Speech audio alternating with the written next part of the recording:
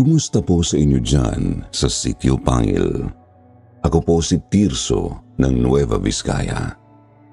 Medyo matanda na at meron na ring mga apo. Pero malakas pa naman ng kalamnan. Kayang-kaya pang ipagpatuloy ang trabaho ko bilang truck driver para sa isang pribadong kumpanya. Yun nga rin mismo ang dahilan kung bakit nalaman ko ang tungkol sa inyong channel. Yung isang pahinante ko kasi ang hilig makinig ng mga ganitong kwento gamit ang cellphone at speaker niya. Yun na yung pinapakinggan namin kapag nasa biyahe, lalo kapag sa ibang mga probinsya ang punta. Hindi nagtagal ay naudyok na rin akong magpadala ng kwento sa inyo, Sir Jupiter. Personal na karanasan ko po ito noong 17 anyos pa lang ako. Bale, nagpatulong lang ako sa pahinante ko kung paano mag-email sa inyo. Sabi naman niya, isulat ko lang daw muna sa papel, tapos siya na ang bahala. Sir Jupiter, tungkol po ito sa pinakamadilim na bahagi ng buhay ko. Madilim kasi binugbog ako noon ng matinding hilakbot, hinagpis at pagsisisi. Lahat ng yun ay dahil sa isang kakaibang nilalang na naghasik ng takot sa baryo namin. Isang aswang. Isang aswang na hindi lang basta-basta nangangain ng tao, kundi talagang napakatuso at mapanlinlang din. 1978. Dito lang din sa probinsya ng Nueva Vizcaya. Nakatira po kami noon sa isang baryo na medyo marami-rami rin ng mga kabahayan. Hindi naman po liblib talaga. Meron pa nga po kaming sariling plaza at isang maliit na simbahan. Pero medyo mahirap ding puntahan noong mga panahong iyon kasi hindi pa maayos ang kalsada papunta sa amin. Isang gabi po gumala kami noon ng kasintahan kong si Aida sa plaza, sa may harap ng barangay hall. Doon kasi talaga madalas tumambay ang mga taga sa amin. Yung mga bata naglalaro ng basketball sa isang court na nasa bandang gilid. Ang iba naman na gusto lang magpahinga gaya namin, doon pumupwesto sa may damuhan na may iilang mga puno. Pwede kasi roon mamitas ng bayabas, mangga at makopa. May malapit ding talipapa kung saan namimili at nagchichismisan ang mga taga-baryo. Tapos may mangilan-ngilan ding naglalako ng mga pagkain.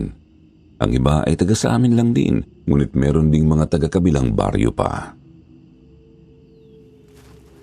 Tahimik kaming nakaupo at kumakain ng makopa ni Aida nang may isang matandang dumaan sa harap namin. Ilang metro pa ang layo na pero bigla na lang nanayo ang balahibo ko.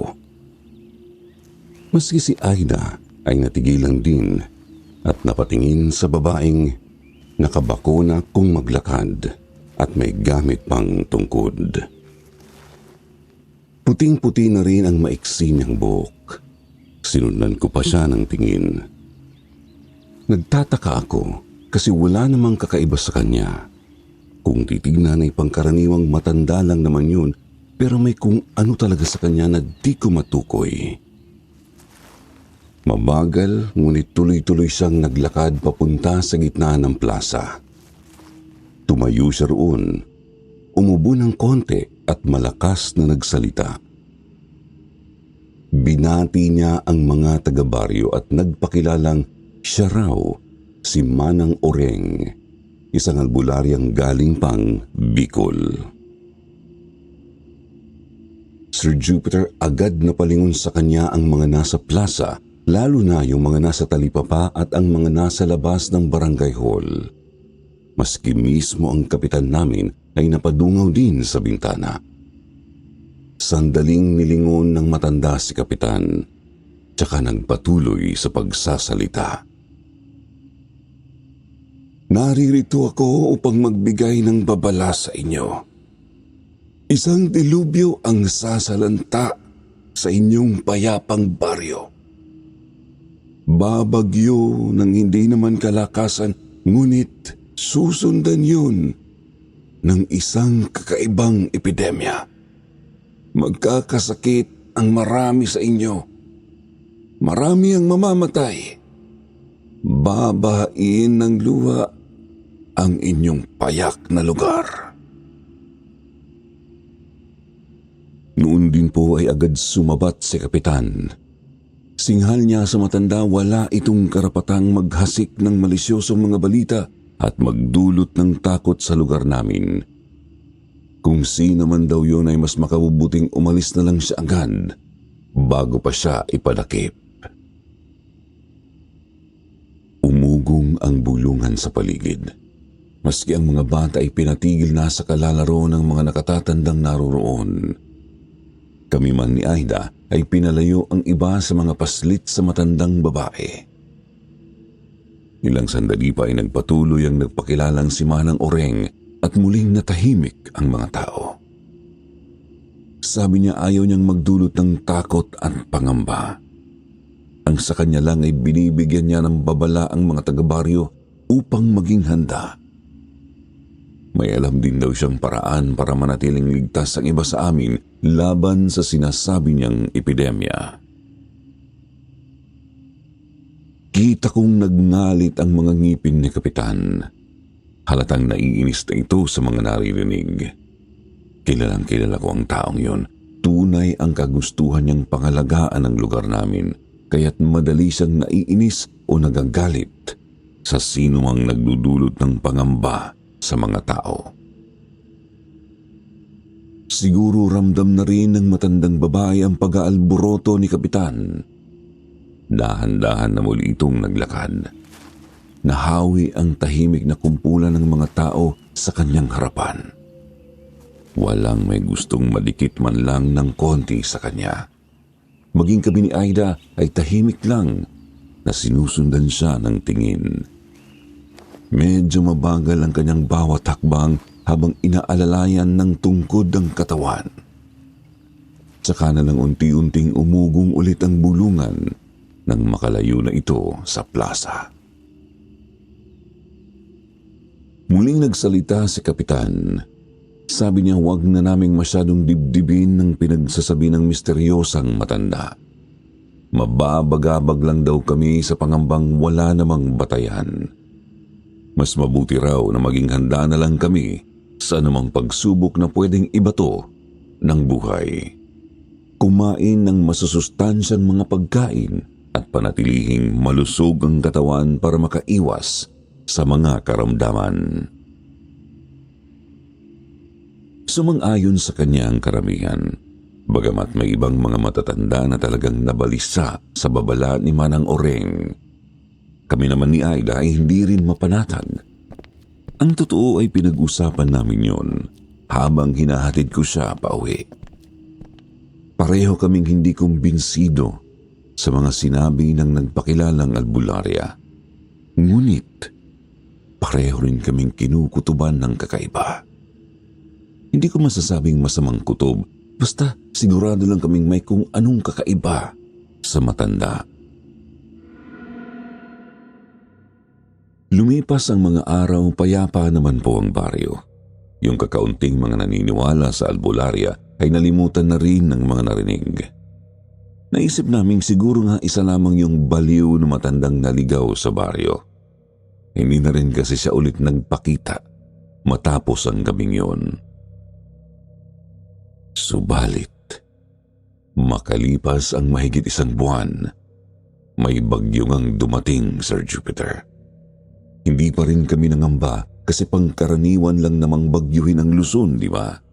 Isa pa, hindi rin naman kalakasan ng bagyong yon. Oo, malakas ang hangin at ulan, pero hindi rin nagtagal. Wala gaanong nasirang mga pananim at hindi rin kami binaha.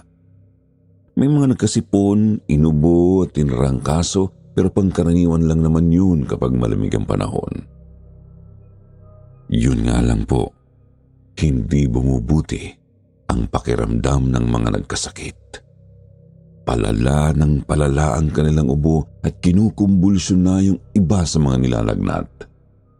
Ang iba pa, ay nagsusuka na rin ng napakalapot na plema at labis ang pangangayayat.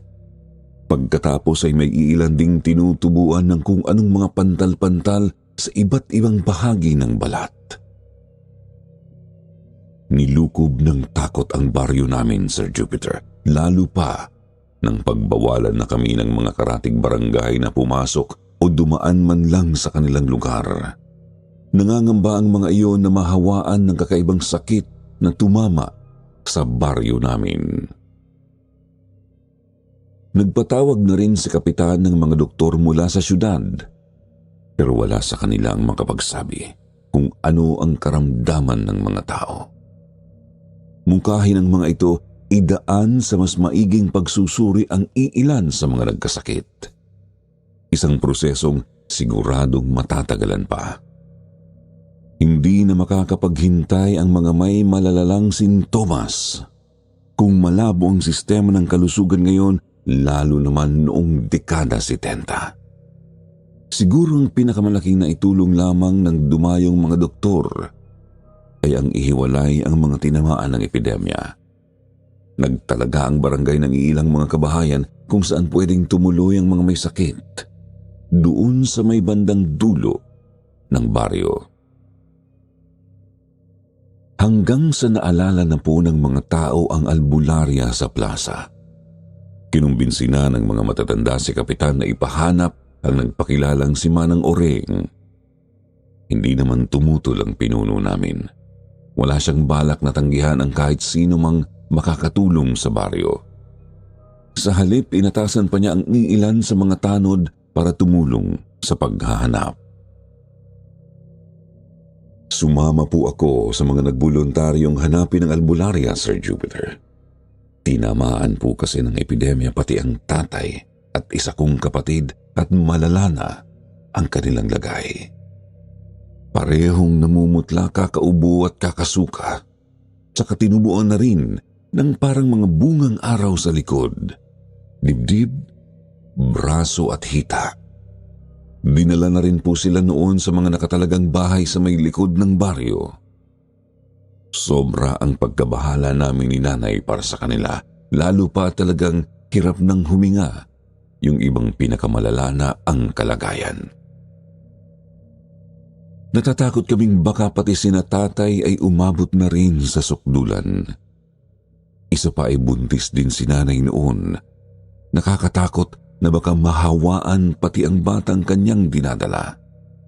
Kaya naisip kong kailangan na talaga naming matagpuan ang kakaibang matanda sa lalong malaling panahon.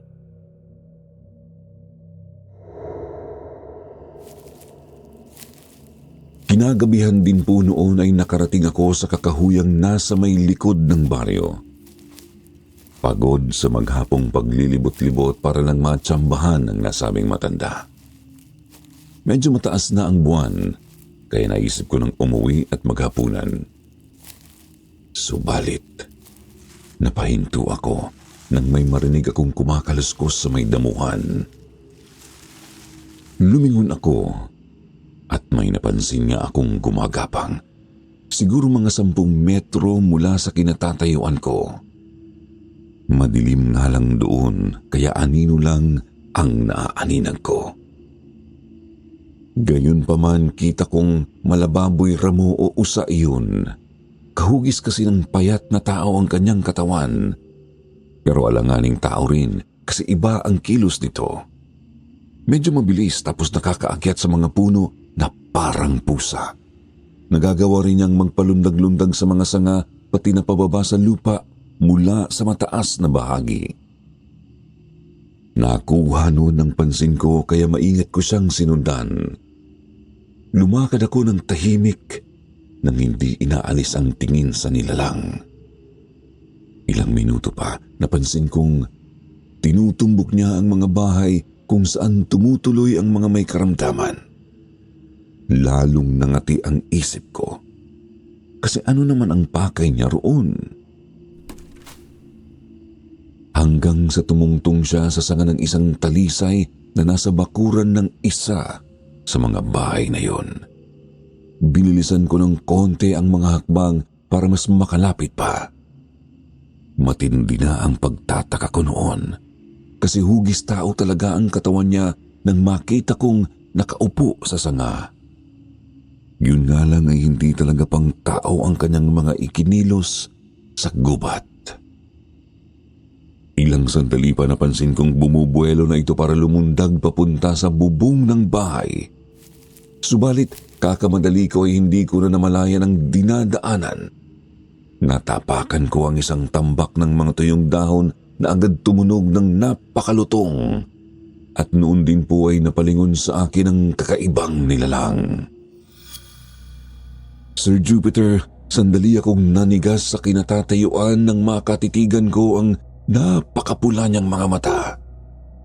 Madilim pa rin ang malaking bahagi ng kanyang mukha, ngunit kitang-kita ko ang napakalaki niyang bunganga na puno ng matatalim na mga ngipin. Napaatras ako at napaupo sa isang malaking bato. Ipiniid ko pa ang likod sa batong yon habang ang nilalang naman ay lumundag mula sa malaking sanga. Lumapag yon sa lupa, ilang metro lang mula sa akin. Nakatitig pa rin sa akin ang kailay-lakbot niyang mga mata hanggang sa makapako sa gilid ko ang isang batong kasing laki lang ng kamao. Mabilis ko yung pinulot at buong lakas na hinagis sa kaharap. Napaigtad ang nilalang nang tumama ang bato sa kanyang balikat. Pansin kong ikinagulat niya ang ginawa ko at ramdam ko ang kanyang pagkabahala nang batuhin ko pa siya ng magkakasunod. Ilang bato ko pa ay dali-dali na ring kumaripas palayo ang nilalang na yun. Gusto ko pa sana siyang habulin pero namanhid na ang mga binti ko sa kilabot. Wala akong ibang magawa noon kundi ang titigan siyang tumutuloy sa dilim at ang magpunas ng pinagpapawisan kong noo at leeg.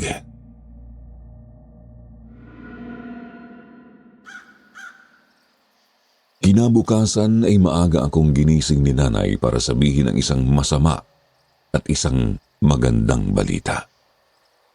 Ang masamang balita ay may namatay na sa mga tinamaan ng misteryosong karamdaman. Isa sa aming mga kapitbahay. At ang mabuting balita naman, nahahanap na ang albularyang si Manang Oreng. Sir Jupiter, dali-dali akong naghilamos, nagbihis tsaka lumabas ng bahay. Nakasalubong ko si Aida at sabay na kaming pumunta sa plaza. Doon ay nadatnan nga naming kinakausap ni Kapitan ang kakaibang matanda. May mangilan-ngilang taga-baryo ring nakikiusyoso sa paligid. Bagamat kapansin-pansing, mas kumonti ang mga tao sa plaza at talipapa noong araw na yun. Animoy pati ang plaza, nawalan din ng buhay dahil sa pinagdadaanan namin. Sabi ni Manang Oreng, may posibleng paraan nga raw para magamot ang nasabing karamdaman, ngunit hindi garantisado. May mga hindi tatamaan, yung iba sa mga meron ng karamdaman ay gagaling, subalit meron ding mga lulubha at merong mamamatay. Natahimik kaming mga nakikinig. Ang albularya naman ay seryoso lang na nakatitig kay Kapitan. Halatang naghihintay ng pasya. Humugot ng malalim na buntong hininga si Kapitan. Lumunok ng laway, tsaka sinabing, "Mas mabuti na yon kaysa maubos ang lahat ng mga taga rito. Unahin mo ang mga bata ha, Manang." Inalok din ni Kapitan ng matutuluyan ang matanda. Pinili naman nito ang isang payak na kubo sa may sentro ng baryo. At noong araw ring yun, nagsimula ng magluto ng langis ang albularya, Sir Jupiter. Tumulong kami ni Aida at ng iba pang mga taga-baryo na manguha at maghanda ng mga sangkap para mapabilis ang proseso. Pagsapit naman ng dapit hapon ay nagpausok si Manang Oreng sa bakuran ng tinutuluyan niyang kubo. Hindi namin alam kung anong mga halaman at pulbo ang hinalo niya sa insenso. Basta masyado itong mausok at nagawa ngang lamunin ang buong baryo sa loob ng ilang minuto. Pagkatapos naman ng hapunan, nagpasabi na si Manang na painumin na ng ginawa niyang langis ang mga tao sa buong baryo. Lahat, may sakit man o wala, bata man o matanda, isang kutsarang langis, ihalo sa isang baso ng tubig. Ginawa naman po namin yun, ngunit wala naman kaming naramdamang pagbabago sa mga sarili. Gayunpaman, sa pagdaan ng mga 2 araw ay unti-unti na nga pong gumaling ang iba, Sir Jupiter. Gaya nga lang ng sabi ni Manang, may ibang hindi po talaga gumagaling. Meron ding panibagong mga nahawa tulad ng kapitbahay naming Ginang. Bagamat hindi na ganun karami, gaya noong wala pa ang albularya. Sa katunayan nga ay nasa kalahati agad ang nabawas sa bilang ng mga may sakit sa buong baryo. Kasama na po roon ang kapatid at tatay ko. Pinauwi na nga ang mga may karamdaman sa kani-kanilang bahay, tapos sinunog na yung mga tinuluyan nila sa may dulo ng baryo. Kaya naman unti-unti na pong napanatag ang mga taga sa amin. Lumipas pa ang mahigit 1 linggo, nasa 15 na lang ang may karamdaman sa buong baryo. Di ko nga lang maiwasang mabahala kasi kasama roon sina Aida at ang nanay kong nagdadalang tao. Hindi ko tuloy malaman kung sino ang uunahin kong alagaan sa kanila. Si Aida ay nagsasabing naroroon naman ang kanyang mga magulang kaya unahin ko si nanay. Si nanay naman ay nagsasabing unahin ko ang babaeng makakasama ko sa buhay. Nariyan naman daw sina tatay at ang mga kapatid ko para asikasuhin siya.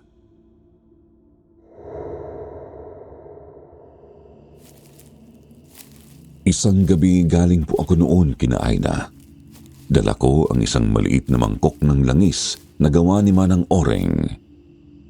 Papasok na sana ako ng bahay nang marinig kong nagkagulo sa may kapitbahay namin. Doon nakatira yung isang ginang na nagkasakit din. Dali-dali naman akong pumasok sa bahay namin, nilapag ang mangkok sa mesa tsaka lumabas papunta sa kapitbahay. Sumunod din sa akin si tatay habang naiwan naman kay nanay ang mga kapatid ko. Di pa man kami nakakarating ay nakita na namin ang asawa ng ginang na may dalang itak. Tumatakbo yun mula sa kanilang likod bahay papunta sa manipis na kakahuyan sa malapit. Sinundan namin siya ni tatay. Agad namin siyang tinanong kung anong problema at ang sinabi niya sa amin, "Aswang! May nangangaswang sa asawa ko!" Gulat na gulat si tatay. Ako na may napahinto at bigla kong naalala ang nilalang na nakaengkwentro ko noong isang gabi. Napalunok ako sa isiping baka aswang pala mismo yung nakita ko. Yung halimaw na talagang kinalaban ko. Nakakapangilabot, di ko man lang kasi namalayang nasa hukay na pala ang isang paa ko noon. Nagpatuloy sa pagtakbo ang lalaki naming kapitbahay. Sumunod sa kanya si tatay kaya napasama na rin ako. Pumulot ako ng mga bato kasi ang alam ko ay yun ang nakapagtaboy sa nakaharap ko. Ilang minutong takbo pa ay nakarating na kami sa pakapal ng gubat. Doon ay may naaninag kaming gumagalaw sa may damuhan. Ramdam ko ang biglang pagkabog ng dibdib ko. Kasi ganoong-ganoon din ang mga unang napansin ko noong nagdaan. Hinigpitan ko ang hawak sa mga dalang bato. Ang kapitbahay namin ay agad na ring sinigawan ng nakita naming gumagalaw. Sabi niya, "Lumabas ka dyan, hayop ka! Harapin mo ko at magtungs tayo. Ang lakas ng loob mong gambalain ng asawa kong may sakit na buntis pa man din. Tapos ngayon, tatakas-takas ka? Labas dyan!" Huminto ang paggalaw sa damuhan. Ibig sabihin posibleng naunawaan niya ang mga sinabi ng lalaki.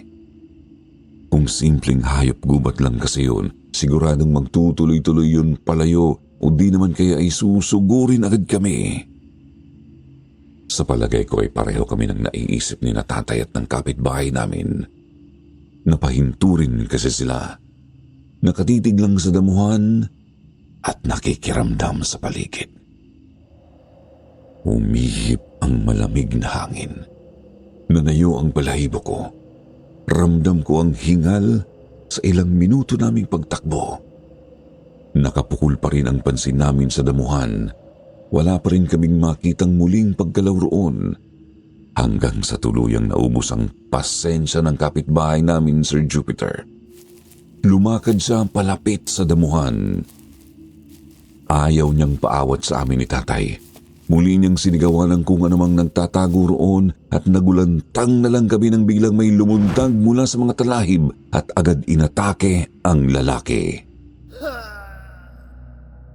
Hindi ko sigurado kung ano ba talaga ang nangyari noon, basta bigla na lang napasigaw sa sakit ang lalaki tapos napahiyaw din ang nilalang. Pagkatapos noon, mabilis na bumalik sa damuhan ng halimaw. Oo, madilim at anino lang niya ang naaaninag namin, pero sigurado na akong siya rin yung nilalang na nakaharap ko na. Nilapitan ni tatay ang kapitbahay naming napabulagta sa lupa. Ako naman ay agad na binato ang bandang yun ng damuhan. Subalit nagulat na lang ako nang bigla siyang lumabas ulit mula roon tsaka lumundag sa mga sanga. Noon din ay napansin kong may kung anong bitbit na pala ang nasabing nilalang. Hindi ko alam kung ano yun, basta isang bagay na siguro kasing laki ng tao. Siguro itinago niya iyon sa talahiban nang makalapit kami tapos humahanap lang siya ng tiyempo para mabitbit yun palayo. Muli ko siyang binato habang nagpapalipat-lipat siya ng nilulundagang mga sanga. Hindi ko nga lang siya matamaan dahil sa kanyang bilis at dilim ng paligid. Hanggang sa bigla na lang po siyang lumingon sa amin at nakita ko na naman ang kahila-hilakbot niyang mga mata. Doon din po ay nagpakawala siya ng isang malakas at nakakarinding atungal. Tipo ng hiyaw na isang halimaw lang ang makakagawa. Napakasakit sa pandinig at talagang nakakapanginig ng kalamnan. Kaya naman tuluyan akong nilamon ng takot at naistatwa sa kinatatayuan. Wala na akong nagawa ng makita sa ulit na tumatakas papunta sa dilim. Nang matauhan ay lumapit na rin ako kina tatay. Kita kong napakalaki ng kalmot ng kapitbahay namin sa kanyang dibdib. Sabi rin niya tinamaan din pala niya ng itak ang halimaw, kaya ito napahiyaw. Dahil nga lang sa bilis ng mga pangyayari ay di niya sigurado kung pisngi, balikat, lieg o tenga ba nito ang kanyang nadaplisan. Mabilis namang inakay ni tatay ang lalaki pabalik sa baryo, ngunit isang napakasamang balita naman ang sumalubong sa amin. Patay na ang kanyang asawang buntis. Sir Jupiter, agad na nilunod ng pangamba at takot ang buong baryo dahil sa aswang. Ang pamilya naman ng namatayan ay nilamukos din ng hinagpis dahil sa pagpanaw ng kanilang buntis pamanding ilaw ng tahanan. Palubag-loob ng kapitbahay namin sa kanyang sarili, siguro raw mas mabuti nang pumanaw sa sakit ng kanyang asawa kaysa naman malapa ng isang halimaw. Opo, mahirap sang ayunan kung iisiping maigi. Pero kung yun ang panandaliang ikagagaan ng loob nila, sino ba tayo para manghusga, di ba? Mungkahi ni Kapitan na sunugin ang bangkay ng ginang. Namatay kasi siya sa isang kakaibang sakit. Mas mabuti nga naman yun para makasigurado. Subalit pagtutol naman ni Manang Oreng, ikakalat lang noon ang itim na sumpa sa hangin, kaya mas mainam na ilibing na lamang agad at dasalan ng maigi. Sabi rin ng matanda, gagawa raw siya ng mga paraan para mahuli ang nasabing aswang. Isasama niya sa kanyang mga panalangin sa baryo ang pagtataboy sa nasabing demonyo at nang hindi na ito basta-basta makapasok ulit. Mga pahayag na nakapagbigay naman ng kapanatagan sa aming mga taga roon. Nang sumunod na araw ay maaga akong nagpunta ng Talipapa. Inutusan ako ni tatay na bumili ng isda at ipagluluto raw niya ng tinola si nanay. Pauwi na po sana ako nang may mapansin akong nagbebenta ng taho sa may plaza. Agad akong natakam kasi bihira lang na may magtatahong mapadpad sa baryo. Marami na ang nakapila para bumili pero tumuloy pa rin ako. Naisip ko ngang bumili ng marami kasi gusto rin yun ni Aida. Nang ako na ang nakaharap sa magtataho, sinabi ko na bibili ako ng 2 baso. Agad naman niya yung inanda, tapos biglang nagtanong-tanong sa akin tungkol sa baryo. Usisa niya kumusta na raw ba ang baryo namin. Kung marami pa rin daw ba ang mga may sakit at kung ano raw ba yung narinig niyang aswang.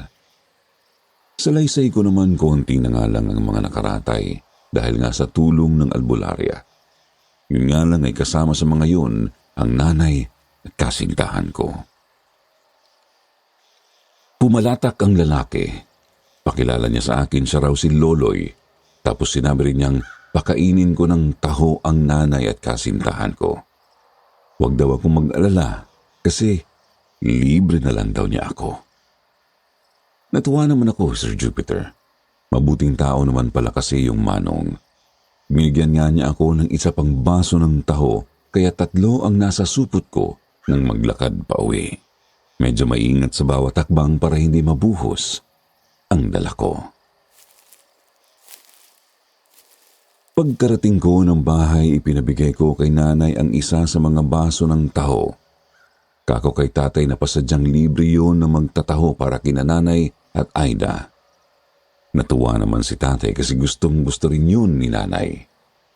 Noong dadalhin na ni tatay ang taho sa kwarto ni nanay, tsaka naman ako lumabas para puntahan ng kasintahan ko.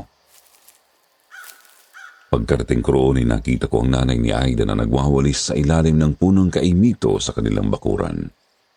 Sabi nito nasa loob daw ang anak. Sinusuri ni Manang Oreng. Nagmano ako, tumuloy sa kanilang bahay, tsaka kumatok sa kwarto ni Aida.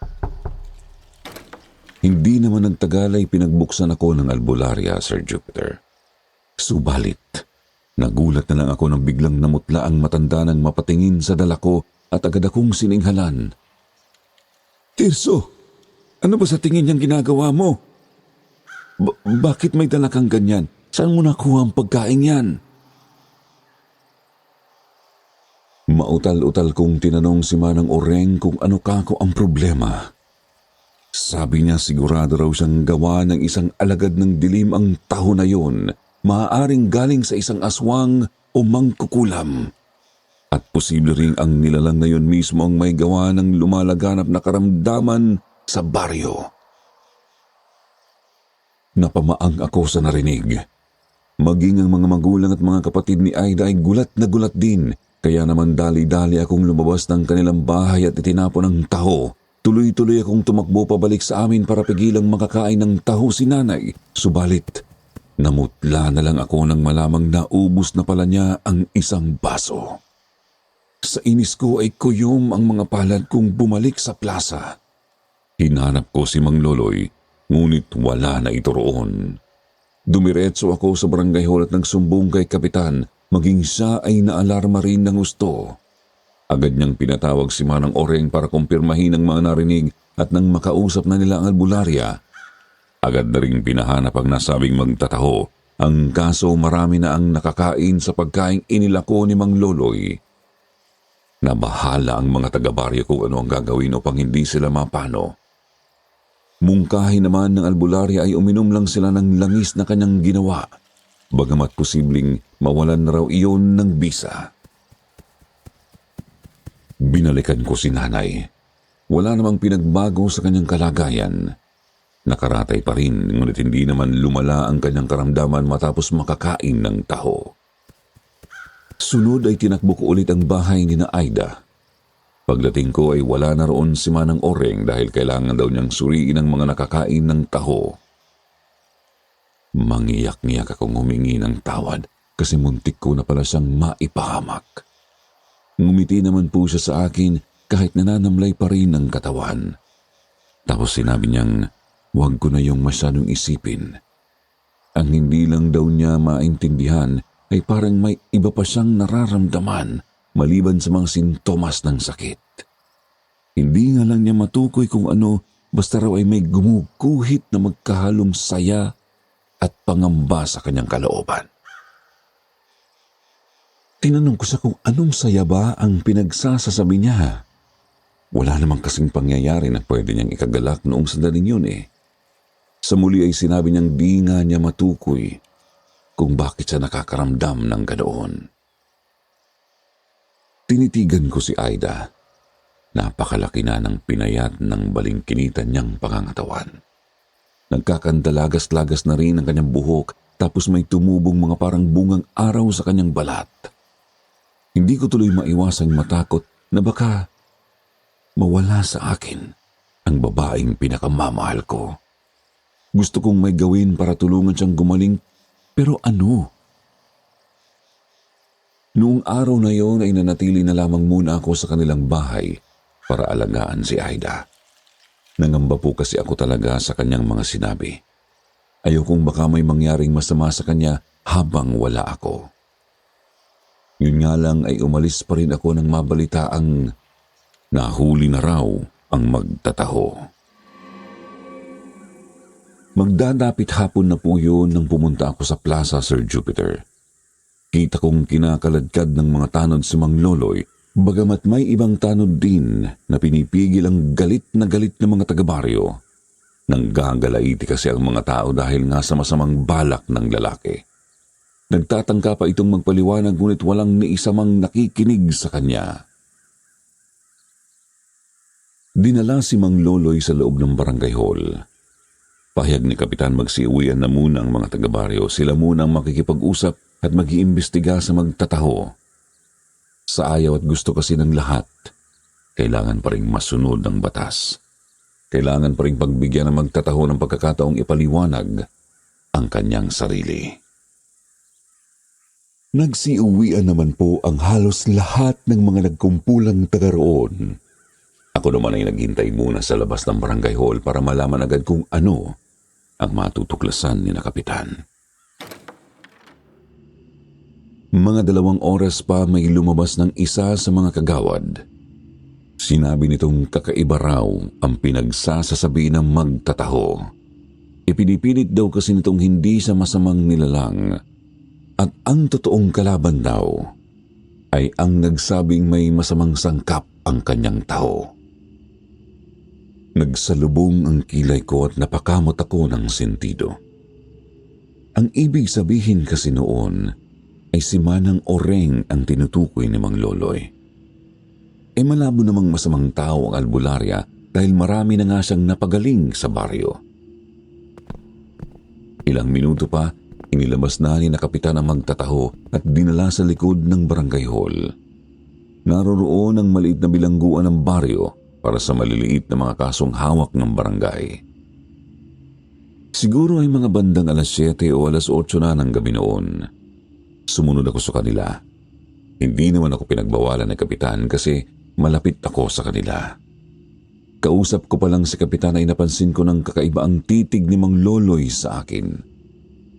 Lumapit naman ako sa kinalalagyan niyang selda matapos kong makausap ang pinuno ng lugar namin.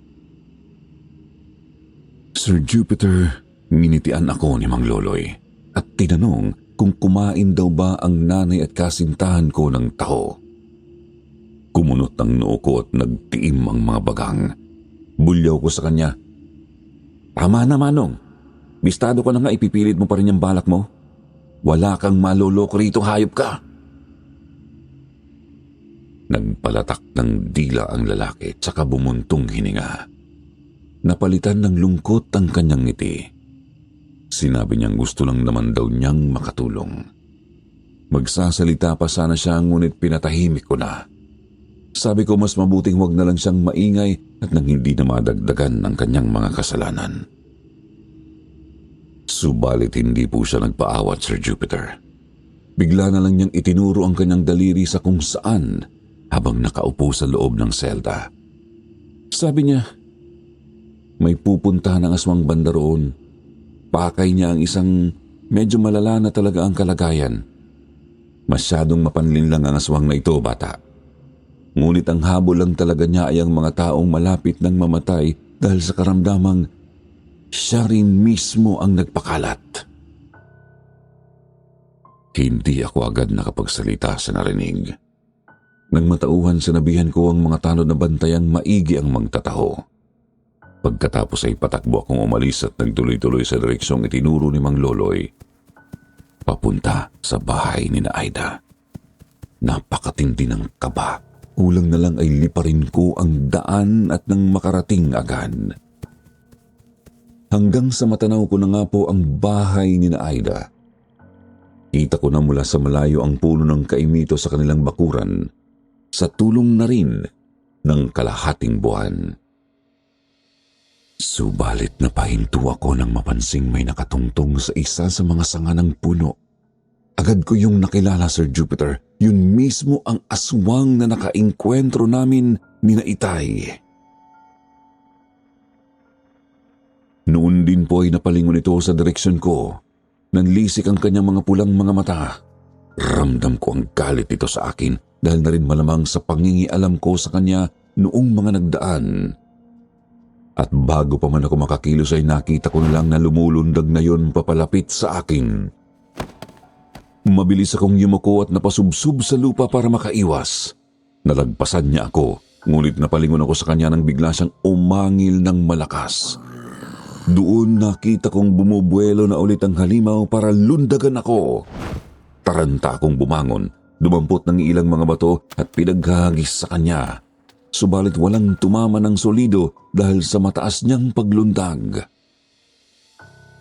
Hinanap ko siya sa paligid. Hindi ko makita kung saan siya napunta, kaya naman ibinaling ko na lang ulit ang tingin sa daan para sana tumuloy kina Aida. Subalit nagulantang na lang ako nang biglang may tumama sa likod ko dahil doon ay muli akong napasubsob sa lupa at bago ko pa man mamalaya na may tumama na naman sa sentido ko, binuhat ako at saka hinagis sa paanan ng isang puno. Sa lakas ng pagkakabunggo ko ay agad umikot ang paningin ko, Sir Jupiter. Pinilit kong bumangon pero talagang nabubuwal ako. Napahawak na lamang ako sa ulo habang sinusubukang aninagin ang paligid. At ang pulang mga mata ng halimaw ang huli kong nakita bago ako tuluyang nawalan ng malay. Sir Jupiter, napakasakit ng ulo ko ng magising.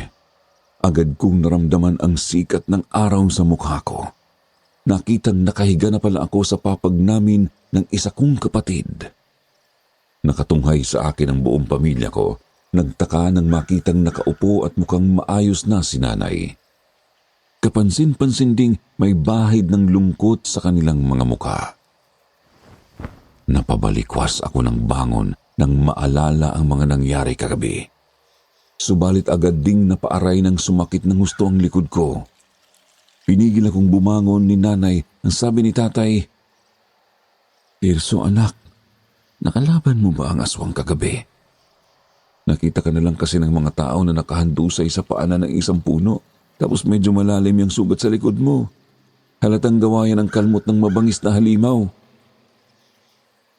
Tumindi ang pananakit ng ulo ko nang maalalang napinsala nga pala ako ng demonyo. Kinumpirma ko naman ang hinala ni tatay. Sinabi ko ngang nakaharap ko ang halimaw habang papunta kina Aida. Kumabog naman po ang dibdib ko nang maalala ang kasintahan ko. Pinilit kong bumangon kasi matindi ang pangamba kong baka ano ang nangyari sa kanya. Subalit muli akong pinigilan ng mga magulang ko. Napansin kong may kung ano sa kanilang mga mata. Lungkot, pangamba, paglilihim. Tinanong ko sila kung ano ang problema. Napayuko si nanay at napasapo sa kanyang noo si tatay. Bumuntong hininga ang huli at saka sinabi sa aking, patay na si Aida. At nalaman ding nagdadalang tao rin pala ito. Palagay ko ay gumuho at nadurog ang mundo ko. Nadali ba ng aswang ang mahal ko? Mukhang hindi naman daw, sabi ni tatay. Naroroon naman daw kasi ang katawan nito sa kanilang bahay at walang kagalos-galos. Siguro talagang natuluyan lang dahil sa misteryosong karamdaman. Kung ganun, anong ibig sabihin ng magtataho? Biglang pumasok sa isip ko ang magtatahong si Mang Loloy. Doon ko ulit pinilit ang sariling bumangon. Hindi na ako nagpaawat. Kako kay sa pigilan nila ako, tulungan na lang nila akong makarating agad sa likod ng barangay hall. Nagtaka si tatay kung bakit doon ako pupunta, subalit di na ako kumibo at pasinghal na lang silang inatasang akayin ako papunta roon. Sir Jupiter, walang patid ang pagluha ko habang naglalakad kami ni tatay. Nagtaka nang mapansin naming may mga nagkukumpulang mga tao roon sa pakay naming puntahan. Kinabahan ako. Sinabi ko sa sariling makakapatay talaga ako na magtataho kapag nalaman kong pinaglaruan lang niya ako. Naisip ko kasing baka siya rin talaga ang aswang at tumakas lang yun nang umalis ako. Subalit iba po ang nadatnan namin. Nalaman ni tatay na sumalakay pala ang aswang sa kulungan mga 3 oras matapos kong umalis. Sabi ng isang tanod na natira, pinatay ng aswang ang isa pang bantay. Kitang-kita raw nito kung paano kinalampag ng halimaw ang rehas habang sinusubukang ilusot ang isang braso. Gustong maabot ang bilanggong nasa loob. Ngunit sa isang iglap daw ay bigla na lang kinabig ng aswang ang umuusok na niyang braso. Pagkatapos narinig na lang ng tanod na pasigaw ng nagbibitiw ng kung anong orasyon ng magtataho. Noon di na agad na umalis ang aswang. Sinabi pa raw nitong mapapatay rin niya si Mang Loloy balang araw. Doon po ay unti-unti nang naging malinaw sa akin ang lahat, Sir Jupiter. Lalo na nang hindi na mahanap si Manang Oreng noong umagang yun.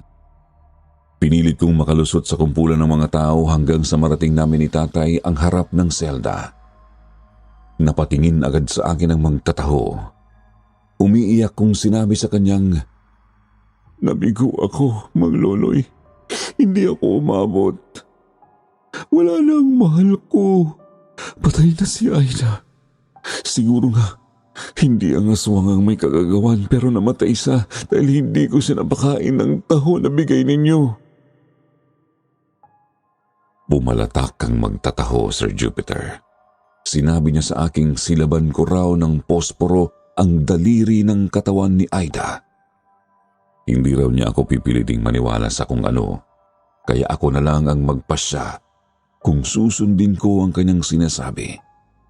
Ako na lang daw ang tumuklas kung ano ang gusto niyang makita ko. Ilang sandali pa ay dumating si Kapitan para kausapin si Mang Loloy. Noon din po ay umalis na kami ni tatay. Balak kong gawin ang sinabi ng magtataho. Pag-aalinlangan naman ni tatay, baka hindi pumayag ang mga magulang ni Aida, subalit sinabi kong gagawa ako ng paraan kung sakali. Pagkarating sa bahay ni Aida ay nakita kong kokonti pa lang ang mga tao. Kanyang mga malalapit na kamag-anak at kaibigan pa lang. Nasa loob pa raw ang katawan ni Aida at hindi pa nadadala sa imbalsamador. Tumuloy ako sa loob. Sinalubong ako ng kanyang mga magulang. Niyakap ako ng kanyang humahagulhol na nanay. Napaiyak na rin ako ulit, lalo na nang makita ko na ang mahal kong nakahimlay sa kanyang papag. Ilang minuto ko siyang tinitigan, Sir Jupiter. Tumatakbo sa isip at kalooban ko ang lahat ng mga alaalang pinagsaluhan namin ng mahal ko. Naisip na siguro ang tinutukoy niyang saya ay ang aming nabuong supling. Anak na hindi agad namin nalamang nabuo na pala. At ang kanyang pangamba ay ang mismong tagpo na kinakaharap ko noon. Mga kalahating oras pa ay humingi na ako ng posporo sa nanay ni Aida. Tanong nito kung aanhin ko ang posporo. Ang sabi ko lang hindi rin ako sigurado kung ano ang mangyayari. Basta may kutob akong isang malagim na katotohanan ang tatambad sa amin noong sandaling yun. Inabot nga sa akin ng ginang ang isang maliit na kahon ng posporo bagamat halatang nalilito sa mga sinabi ko. Nanalangin ako sandali. Nagsindi ng isang palito at itinapat yun sa isa sa mga daliri ng paa ni Aida. Sir Jupiter, halos kumalas ang mga kaluluwa naming naroroon sa nasaksihan. Napakabilis po kasing kumalat sa buong katawan ni Aida ang apoy, animoy tuyong kahoy ang nasilaban. Sa isang iglap din, bigla na lang naglaho mismo ang kasintahan ko sa ibabaw ng papag at naging isang katawan ng punong saging. Tarantag nagpautos ng balde-balding tubig ang tatay ni Aida. Ako naman ay agad kumaripas palabas ng kanilang bahay. Hindi ko na maramdaman ang anumang pananakit sa katawan. Tuloy-tuloy akong tumakbo pabalik sa barangay hall. Kasunod ko lang sina tatay, ang mga kapatid ni Aida at ang iba pang mga kamag-anakan nila. Agad naming hinawi ang mga taong nagkukumpulan doon at pinigil sa kapitan sa pakikipag-usap kay Mang Loloy. Agad kong sinabi kay kapitan na pakawalan ng magtataho. Taranta kong hininga ng paliwanag si Mang Loloy. Sabi niya, ang totoong katawan ng kasintahan mo ay dinakit na ng aswang. Malamang ay ganoon din ang ginawa niya sa iba pang mga namatay sa sakit na siya rin mismo ang may pakana. Hukayin ninyo ang libingan ng mga yun. Kumpirmahin ninyo kung katawan ba ng tao ang naruroon o mga katawan lang ng puno ng saging. Agad sumabog ang kaguluhan sa baryo namin. Pinaghuhukay ng mga tao ang mga libingan ng mga namatay sa sakit at nalaman naming hindi nga katawan ng tao ang naruroon. Partikular na yung mga dapat ay libingan ng mga buntis nang pumanaw sa isinumpang karamdaman. Noon din ay hinayaan ni kapitan na magluto ng taho si Mang Loloy, Sir Jupiter. Kailangang mapakain lahat ng mga taga-baryo, lalaki, babae, bata, matanda o kahit mga dayo na may gusto. Kitang-kita po kasi ang patunay na gumaling nga yung mga nauna nang nakainom, gaya ni nanay. Ang ibang mga kalalakihan naman ay agad sinuyo ng gubat para mahanap ang matandang si Manang Oreng o ang aswang. Bagamat duda si Mang Loloy na matatagpuan agad ang pugad ng halimaw. Habang nagluluto ng taho ang lalaki ay kasama niya ako. Siya na rin kasi mismo ang gumamot sa sugat ko gawa ng kalmot ng aswang. Sabi niya sa akin isa raw pala siyang albularyo.